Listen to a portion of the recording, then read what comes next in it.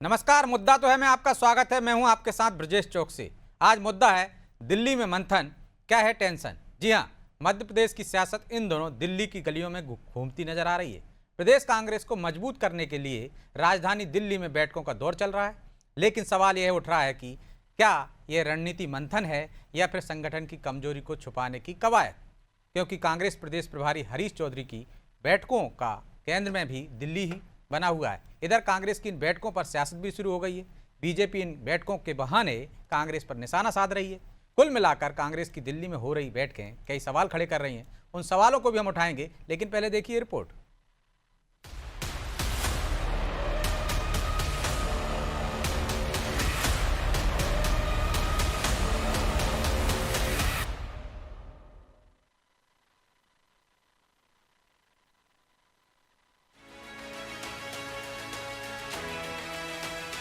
ये तस्वीरें राजधानी दिल्ली की है, जहां मध्य प्रदेश कांग्रेस के नेता एक बार फिर दिल्ली दरबार में हाजिरी लगा रहे हैं। दरअसल यहां 3 दिवसीय बैठकों का दौर चल रहा है, जिसका उद्देश्य बताया गया है संगठन सृजन और रणनीति। लेकिन सवाल यह है कि क्या मध्य प्रदेश कांग्रेस अब अपने फैसले खुद लेने में सक्षम नहीं रही, जो हर बार दिल्ली आकर ही दिशा तय करनी पड़ रही है।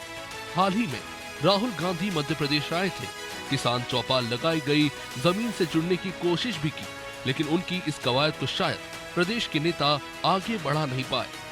नतीजा, संगठन जमीन पर मजबूत होने के बजाय सोशल मीडिया और पत्र लिखने तक सिमटता नजर आ रहा है। हालांकि कांग्रेस तो इस बैठक को संगठन की मजबूती से ही जोड़ रही है। देखिए, संगठन सृजन के बाद में अखिल भारतीय कांग्रेस कमेटी ने ये तय किया हुआ है कि लगातार पार्टी के कार्यों की समीक्षा होगी। तो जो समीक्षा बैठक है, ये एक तरीके की समीक्षा बैठक है, जिसमें बारी बारी से सभी प्रदेश अध्यक्ष, प्रदेश प्रभारी, जो सचिव गण यहाँ पर नियुक्त किए गए, उन सभी लोगों को बुलाया जाता है। उनके सभी कार्यों की मॉनिटरिंग की जाती है, उनको वहाँ पर देखा जाता है, जांचा परखा जाता है, और उसके बाद में आगे 3-4 माह क्या काम करना है उसके रोड मैप के ऊपर बात की जाती है। तो ये संगठन सृजन की लगातार चलने वाली प्रक्रिया है। सोमवार को दिल्ली में ही हरीश चौधरी के साथ भी जीतू पटवारी और उमंग सिंगार की बैठक हुई। कहने को तो प्रभारी प्रदेश में संगठन मजबूत करने के लिए है। हरीश चौधरी को प्रदेश प्रभारी बनाया गया है, लेकिन वो भी प्रदेश में बैठकें न कर दिल्ली में ही बैठक कर रहे हैं। लिहाजा अब कांग्रेस की इन बैठकों पर बीजेपी हमलावर है और कई आरोप भी बीजेपी ने लगाए। कांग्रेस पार्टी दिल्ली में बैठक करे या भोपाल में बैठक करे, कोई फर्क नहीं आने वाला। विचारधारा से हटी हुई कांग्रेस, कार्यकर्ताओं विहीन कांग्रेस का भला बैठकों से नहीं हो सकता है। कांग्रेस में आज चाहे राष्ट्रीय स्तर की बात करें, चाहे प्रदेश की बात करें, अयोग्य नेतृत्व कांग्रेस की पहचान बन चुका है। कांग्रेस पहले अपने नेता बदले, चाहे दिल्ली के हों चाहे भोपाल के हों। आजकल कांग्रेस के नेताओं को जनता मस्खरा मानने लगी है कि ये टाइम पास करने का साधन है। राज्यसभा चुनाव के दौरान हुई क्रॉस वोटिंग ने कांग्रेस की अंदरूनी एकजुटता की पोल खोल दी है। अपने ही विधायक भरोसे के लायक नहीं दिखे, और यही वजह है कि अब संगठन सृजन के नाम पर दरअसल संगठन बचाने की कवायद चल रही है। खैर, प्रदेश में जल्द ही 3 सीटों पर चुनाव होने हैं, और उससे पहले कांग्रेस दिल्ली में बैठकों का मैराथन कर रही है। अब देखना ये होगा कि दिल्ली की इन बैठकों से मध्य प्रदेश में कांग्रेस को नई दिशा मिलती है, या फिर ये पूरा मंथन सिर्फ कागजी रणनीति बनकर ही रह जाता है। ब्यूरो रिपोर्ट, अनादि टीवी।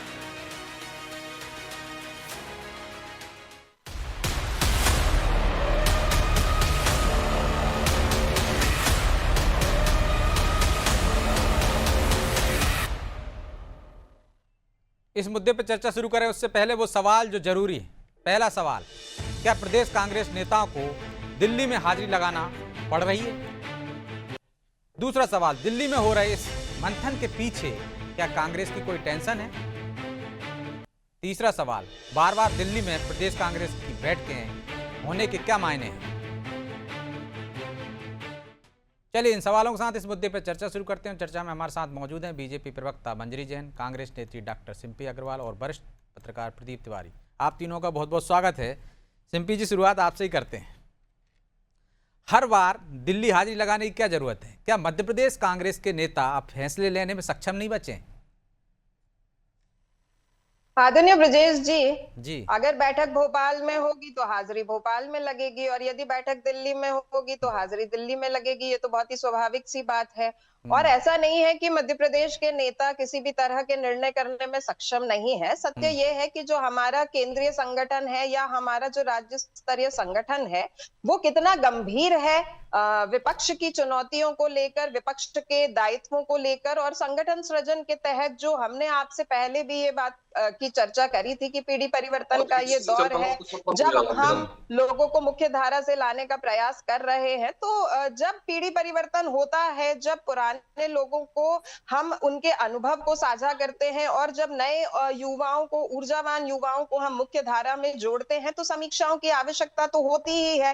तो दिल्ली के अंदर अगर हमारे नेता जाते हैं तो वो इसलिए नहीं जाते हैं कि वो कार्य करने में असक्षम है, अपितु वो इसलिए जाते हैं क्योंकि केंद्रीय नेतृत्व बहुत ही गंभीर है देश के जितने भी राज्य हैं उनके संगठनों को लेकर, और समय समय पर वो ये समीक्षा करते हैं संगठन की कार्यकुशलता को लेकर। लेकिन प्रदेश प्रभारी दिल्ली में बैठक ले रहे हैं, मध्य प्रदेश आए, हम पड़ोसी राज्य में देख रहे हैं सचिन पायलट आते हैं, अभी एक आंदोलन में शामिल होने आ रहे हैं, लगातार बैठकें करने आते हैं, लेकिन छत्तीसगढ़ की बैठकें ज्यादातर वहां नहीं होती। देखिए ब्रजेश जी, मुख्य रूप से जो हमारे प्रदेश प्रभारी हैं, उनका जो दायित्व है वो समीक्षा करने का ही है कि जो हमारा प्रदेश संगठन है, क्योंकि हमारे पास एक प्रदेश अध्यक्ष भी है, हमारे पास अपनी प्रदेश कार्यकारिणी है, विभिन्न जो हमारे अनुवांशिक संगठन है उन सबके अध्यक्ष है, और वो किस तरीके से काम कर रहे हैं उसकी समीक्षा करना ही प्रभारी का दायित्व होता है। और अगर संगठन के अंदर किसी तरह का असामंजस्य है, किसी तरह की अनुशासनहीनता है, तो लोगों को बैठाकर उनके बीच में समन्वय बनाना प्रभारी का काम होता है। तो जो उनका दायित्व है वो उसी दायरे के तहत अपना काम कर रहे हैं। जमीन पर उतरकर अमूमन काम करना प्रदेश अध्यक्ष का काम होता है, जो प्रदेश की कार्यकारिणी होती है, जो विभिन्न संगठनों के पदाधिकारी होते हैं, ये उनका काम होता है। तो जो जिसका दायरा है और जो जिसका दायित्व है उसी के चलते वो अपना कार्य, अपने कर्तव्य का निर्वाह कर रहे हैं। लेकिन बीजेपी कह रही है बैठकों से कुछ नहीं होने वाला, आपको ऊपर से लेकर नीचे तक, यानी राहुल गांधी से लेकर प्रदेश अध्यक्ष, मध्य प्रदेश अध्यक्ष तक सबको बदलना होगा, चेहरे बदलना होंगे आपको। आदरणीय ब्रजेश जी, भारतीय जनता पार्टी हमारी विपक्षीय पार्टी है। हम अपने विपक्षीय दल की राय का भी स्वागत करते हैं। लोकतंत्र में उन्हें भी अपनी बात रखने का पूरा अधिकार है, लेकिन भारतीय जनता पार्टी क्या कांग्रेस की राय से अपने संगठन को चलाएगी? प्रश्न तो ये है। हम कहते हैं नरोत्तम मिश्रा जी को प्रदेश अध्यक्ष बना दीजिए, तो क्या बना देंगे? हम कहेंगे शिवराज सिंह चौहान जी को पुनः मुख्यमंत्री बना दिया, तो उन्हीं के चेहरे पे जीते थे, तो क्या आप बना देंगे? नहीं बनाएंगे ना।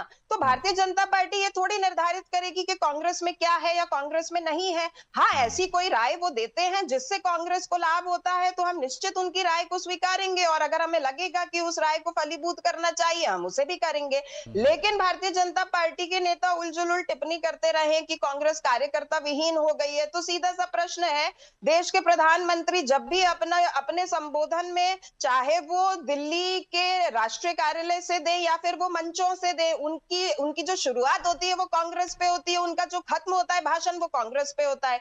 मोहन यादव जी किसी भी मंच पे चले जाते हैं, वो आधा भाषण सिर्फ कांग्रेस के ऊपर देते हैं। तो इतना डर है आपको कांग्रेस का कि आपको पहले तो अपने भाषण में कांग्रेस को जगह देनी पड़ती है। तो भैया, जो एक ऐसी पार्टी है आपके अनुरूप जिसमें कार्यकर्ता नहीं है, जिसमें अनुशासन नहीं है, आपको गाहे बजाए उसी पार्टी की चर्चा क्यों करनी पड़ जाती है? क्योंकि आप भी जानते हैं जब उनके पास ना कार्यकर्ता है, ना विचारधारा है, ना नेता है, तो फिर उनके राग अलापने की क्या जरूरत है? मंजरी जी, इसका जवाब भी देना आप। लेकिन आपकी पार्टी में क्या पूरा जो फैसले होते हैं वो प्रदेश नेतृत्व लेता है, प्रदेश में ही होते हैं, या वहां भी हाईकमान कल्चर है जो आप उन पर आरोप लगा रहे हैं? नहीं, हमारे यहाँ कोई इस तरीके का कल्चर तो नहीं है। हमारे यहाँ संगठन जिस तरीके से काम करता है, पूरा अनुशासन के हिसाब से काम करता है और संविधान के हिसाब से काम करता है। रही कांग्रेस की बात, तो कांग्रेस के पास आज कोई लीडर नहीं है, इनके पास सिर्फ पावर सेंटर की लड़ाई है।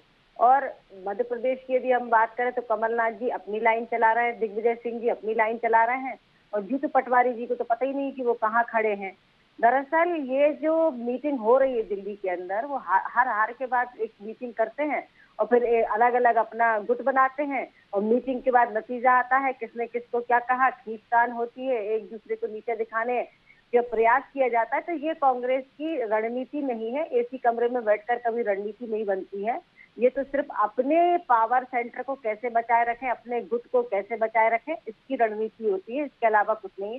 जनता से इनको कुछ लेना देना है नहीं। जहां भारतीय जनता पार्टी की सरकार जो है वो लगातार देश के लिए और जनता के लिए काम कर रही है, वहीं कांग्रेस पार्टी सिर्फ अपने पावर को बचाने के लिए, अपने अपने नेता को बचाने के लिए, अपने कार्यकर्ताओं, अपने चमचों को बचाने के लिए जो है वो इस तरीके के काम करती है। रही कार्यकर्ताओं की बात, तो कार्यकर्ताओं का तो इनके पास छोटा है, गिने चुने जो बचे हैं वो भी हैरान परेशान हैं। और ना ही मोदी जी को कांग्रेस का अपने भाषण में इतना नाम लेने की आवश्यकता होती। जब वहां से कोई किसी तरीके का बयान आता है, राहुल गांधी जी जो बचकाने बयान देते हैं, तो उसका जरूर जिक्र होता है भाषण में, उसका जवाब देना भी एक नहीं समझते कि हम जानते हैं उनके पास जो बुद्धि है वो उतनी बालक बुद्धि है। तो मैं ये समझती हूँ कि कांग्रेस के लिए हमें कभी कोसने की आवश्यकता नहीं पड़ती है, लेकिन कांग्रेस की जो राजनीति है वो आज गुटों में बंधी हुई है। आज कांग्रेस का यदि नाम लो तो उनके पास ना तो कोई विचारधारा है, ना नेता है, ना नेतृत्व है। उनके पास सिर्फ गुट है और इसके अलावा कुछ नहीं है। और आज जो कांग्रेस है उसकी जो दुर्दशा हुई है वो इसी कारण हुई है कि कांग्रेस की विचारधारा तो जो आप इतनी सारी कमजोरियां बता रही हैं, तो क्या पूरी बीजेपी इन कमजोरियों का ही फायदा उठाने में लगी है? नहीं, हम क्यों कमजोरियों का फायदा उठाएंगे? हम तो अपनी जो कार्य क्षमता है उसका जो है वो वर्धन करते, कार्य क्षमता को और बढ़ाने की कोशिश करते हैं। लगातार हमारा जो संगठन है वो कार्य क्षमता को बढ़ा रहा है और लगातार हमारी जो सरकार है जो अंत्योदय की प्रेरणा लेकर काम कर रहे हैं, जो हमारे पथ प्रदर्शक रहे, जो उन्होंने हमें प्रेरणा और मार्ग दिया है, उस पर जाकर हमारी सरकार काम कर रही है। तो आज जनता हमारे साथ जुड़ रही है और जनता ये समझ रही है कि ये तो सिर्फ अपनी राजनीति चमकाने में, अपनी कुर्सी बचाने में लगे हैं, लेकिन भारतीय जनता पार्टी का एक एक कार्यकर्ता, एक एक नेता जो है वो देश और जनता के लिए जीता है।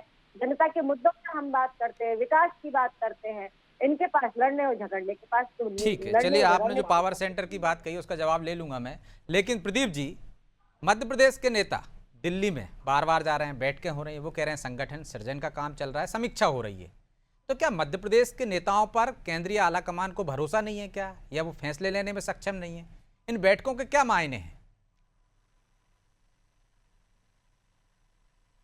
आपकी आवाज नहीं आ रही, अनम्यूट कर लीजिए।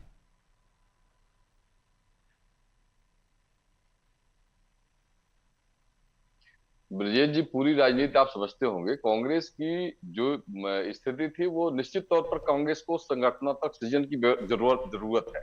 कांग्रेस को अपने साथ सारे गुटों को, जो उनके बिखरे हुए लोग हैं, उनको समेटने की जरूरत है, कार्यकर्ताओं को मजबूत करने की जरूरत है। तो निश्चित तौर पर केंद्रीय नेतृत्व ये चाह रहा है कि जो विवाद इनके अंदर चल रहा है, जो अंदरूनी विवाद चल रहा है संगठन के अंदर, उसको कैसे ठीक किया जाए और सबको एक मंच पे लाया जाए। जैसे प्रदेश अध्यक्ष अलग जा रहे हैं, नेता प्रतिपक्ष की बयान अलग है, दिग्विजय सिंह जी अलग है, कमलनाथ जी आ नहीं रहे बैठकों में। तो मुझे लगता है कि ये कैसे ठीक हो, इसके लिए केंद्रीय नेतृत्व की जरूरत है। और निश्चित तौर पर दोनों पार्टियों में केंद्र हाईकमान का ही असर है। आप बीजेपी में बस ये देखिए, बीजेपी बिखरी नहीं है, कांग्रेस बिखर गई है और कांग्रेस के जो बिखरे हुए लोग हैं वो बीजेपी में समाहित हो गए हैं। तो आज बीजेपी मजबूत है, यही कारण है। तो कांग्रेस कैसे ठीक हो और कैसे अपने कार्यकर्ताओं को सुरक्षित करे बिखरने से, तो इसके लिए केंद्रीय नेतृत्व ये प्रयास कर रहा है कि जो सदनात्मक प्रक्रिया है उसको हम मजबूत बनाए और लोगों को ये तय करे, जो लोगों का कार्य तय करे कि प्रदेश अध्यक्ष की भूमिका क्या है, नेता प्रतिपक्ष की भूमिका क्या है, जो पिछड़े वर्ग के लोग हैं उनको कैसे इकट्ठा करें, और जो हमारा कार्यकर्ता क्षेत्र में काम कर रहा है। लेकिन जब आप नेता को ही सक्षम नहीं करेंगे प्रदीप जी, तो फिर कार्यकर्ता कैसे सक्षम होगा? जब निर्णय दिल्ली से होंगे, भोपाल से नहीं होंगे, तो फिर कैसे वो कार्यकर्ताओं में जोश भर पाएंगे? देखिए ब्रजेश जी, हमेशा ये पार्टियों में रहा है। पहले तो संगठनात्मक प्रक्रिया में प्रदेश अध्यक्ष और मुख्यमंत्री को बहुत बड़ी छूट रहती है, लेकिन आप देखें तो एक दशक से ये बड़ी कमजोर हो गई है। केंद्रीय नेतृत्व का बड़ा हस्तक्षेप हो गया है कई पार्टियों में, चाहे आप बीजेपी में ले चाहे कांग्रेस में भी ले लें। दोनों में नेतृत्व में का ये है दबाव है कि वो केंद्रीय नेतृत्व ही तय करता है कि प्रदेश अध्यक्ष की भूमिका क्या होगी, नेता प्रतिपक्ष की भूमिका क्या होगी, नेता उप नेता की क्या भूमिका होगी, ये केंद्रीय नेतृत्व से तय होता है। इवन कि आप देखो जिलाध्यक्षों की जो सूची बनती है वो भी केंद्रीय नेतृत्व के पास जाती है कि कौन जिलाध्यक्ष कहाँ होगा। तो मुझे लगता है कि संगठनात्मक प्रक्रिया में ये जो बदलाव आया है, इसी के चलते पार्टियां कमजोर भी हुई है। भाई हम जब क्षेत्र के लोगों की बात को नहीं मानेंगे और जो हमारा निचले स्तर का कार्यकर्ता है, ब्लॉक लेवल में कार्य कर रहा है, वो ये चाहता है कि जिला अध्यक्ष हमारा कौन हो उसकी बात को तरहीज नहीं दी जाएगी और ऊपर से कोई नेतृत्व दे दिया जाएगा कि जिला अध्यक्ष ही हो, तो निश्चित तौर पर पार्टी कमजोर होगी। वो फिर संगठनात्मक विचारधारा का व्यक्ति होगा नहीं, किसी भी नेता का साथ में रहने वाला व्यक्ति होगा और वो जिला अध्यक्ष बन जाएगा, उसकी भूमिका वही रहेगी। तो उस तरीके से जितना संगठनात्मक प्रक्रिया में लेकर कार्य करना चाहिए और मतलब जो संगठन को कांग्रेस की मजबूत करना ताकत थी, चाहिए। क्षेत्रीय छत्रप ताकत हुआ करते थे, अब वो केंद्रीकृत होने से दिल्ली के वो कमजोर हो गई है, ऐसा बिल्कुल कहना चाह रहे हैं आप? बिल्कुल बिल्कुल बिल्कुल कमजोर हुई, उसके चलते बहुत कमजोर। आप देखें पिछली जो जब संगठनात्मक प्रक्रिया कांग्रेस में आई थी, अब जिला अध्यक्षों की नियुक्ति होनी थी, तो बहुत सारे नाम ऐसे आए जो ऊपर से नाम आए और जो जिनका नाम पैनल में गया ही नहीं था, जिलों से मांगा नहीं गया था, लेकिन उन जिलों में जिला अध्यक्षों की नियुक्ति हो गई ऊपर से, सूची में नाम नहीं था। ये खुद कांग्रेस के लोग ये बताते हैं। तो मुझे लगता है कि इस पे कांग्रेस को रोक लगानी पड़ेगी और केंद्रीय नेतृत्व इसी वजह से जो तरहीज नहीं दे रहा लोगों को, इस वजह से कांग्रेस कहीं न कहीं कमजोर हो गई। उसकी भूमिका को ठीक करने का प्रयास अभी केंद्रीय नेतृत्व का है। ये संगठन जो है पुनः बिखरे ना, तो टूटे सिंपली ना, जी, जो ताकत और थी वही कांग्रेस कमजोरी मजबूत। हो गई आपकी, और अब दिल्ली से ही चलेगी प्रदेश कांग्रेस। आदरणीय ब्रजेश जी, जहां तक पावर सेंटर पे बात हुई है तो देखिए ये बहुत ही पुराना इतिहास रहा है भारतीय जनता पार्टी का। हालांकि हम शंकर सिंह वाघेला जी या केशुभाई पटेल के दौर में नहीं जाना चाहते हैं, कभी और इस पर चर्चा करेंगे। वरिष्ठ पत्रकार महोदय की मुस्कुराहट बहुत कुछ कह रही है कि सही दुखती रस पर हमने हाथ रखा है। ना ही हम अडवाणी जी पर बात करना चाहेंगे जो PM in waiting and president in waiting ही रह गए। लेकिन हाल ही के उदाहरणों की बात करूं तो हमने महाराष्ट्र में power centre politics, hotel politics देखा, कैसे एकनाथ शिंदे जी अपने 29 पार्षदों को होटल में कैद करके रख देते हैं।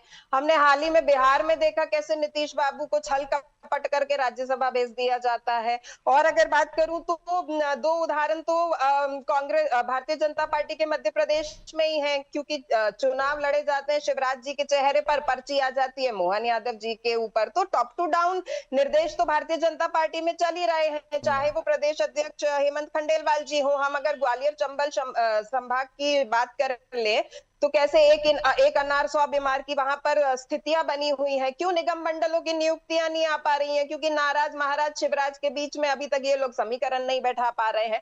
तो जहां पर पावर है वहीं पर पावर सेंटर की पॉलिटिक्स भारतीय जनता पार्टी में चली रही है। और एक मतलब लंबे आप मान इतिहास रही के हैं कि चलते पावर चल सेंटर रही की है। पॉलिटिक्स होती है, चाहे वो बीजेपी हो या बिल्कुल कांग्रेस हो?